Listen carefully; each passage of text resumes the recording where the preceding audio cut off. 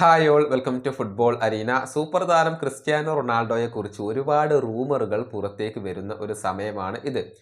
Cristiano Ronaldo അൽ നസറിൽ തുടരാൻ താല്പര്യപ്പെടുന്നില്ല എന്ന് പല മാധ്യമങ്ങളും റിപ്പോർട്ട് ചെയ്തിട്ടുണ്ട്. അത്തരത്തിലുള്ള സൂചനകൾ റൊണാൾഡോ തന്നെ നൽകുകയും ചെയ്തിരുന്നു. കോൺട്രാക്റ്റ് പുതുക്കാൻ അദ്ദേഹത്തിന് താല്പര്യമില്ല എന്നാണ് അറിയാൻ കഴിയുന്നത്.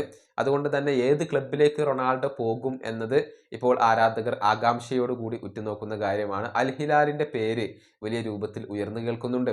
അതായത് സൗദിയിൽ തന്നെ തുടരാൻ റൊണാൾഡോക്ക് താല്പര്യമുണ്ട്, എന്നാൽ അൽ നസറിൽ തുടരാൻ താല്പര്യമില്ല. അതുകൊണ്ട് തന്നെ ചിരവൈരികളായ അൽ ഹിലാലിലേക്ക് പോവാൻ റൊണാൾഡോ തയ്യാറെടുക്കുന്നു എന്ന റൂമർ നേരത്തെ പുറത്തേക്ക് വന്നിരുന്നു.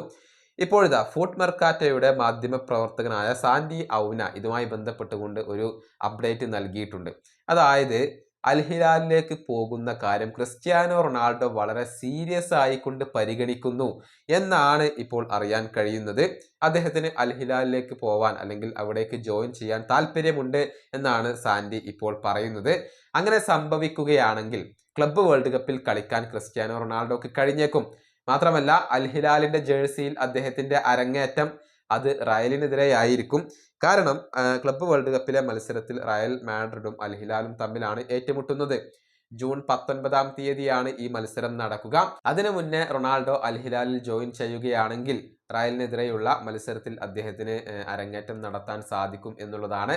ഏതായാലും ഏത് രൂപത്തിലാണ് ഇത് പുരോഗമിക്കുക എന്നുള്ളതൊക്കെ കാത്തിരുന്നു കാണേണ്ട കാര്യമാണ്. ഈ വീഡിയോ അവസാനിപ്പിക്കുന്നു. അടുത്ത വീഡിയോ വീണ്ടും കാണാം.